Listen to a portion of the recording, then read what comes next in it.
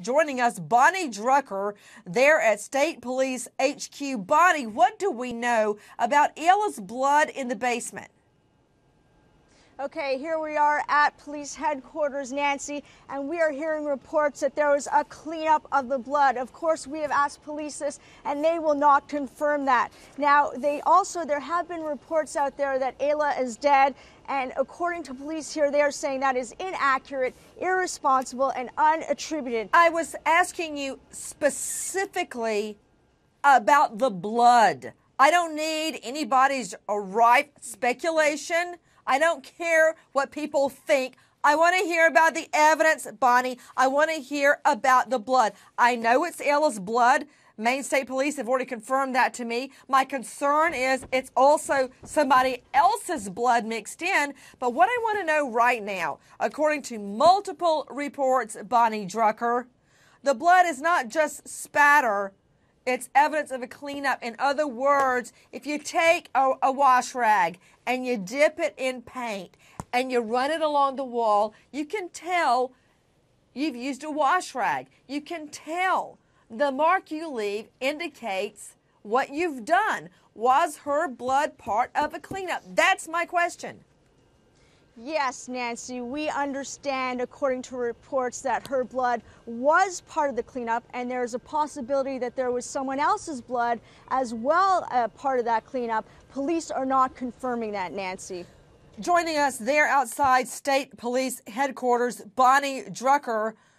Everyone, the turn of events in the search for baby Ayla has made a hairpin turn, as a matter of fact. In the last 24 hours, we learned baby Ayla's blood found in the basement of the home. We also learned more about that basement itself. It's largely an unfinished area, but it is primarily, in fact, all of it is serving as Ayla's father's bedroom.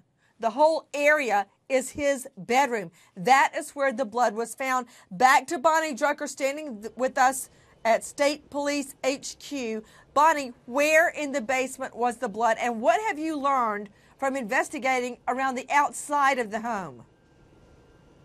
Well, Nancy, it is a very, very small home, and the blood was found in the basement. That's all the police are saying at this point. It was found Bonnie, in the basement. Let me just ask you some direct questions to try to get some answers here. Number one, could you identify which window was Ayla's bedroom window?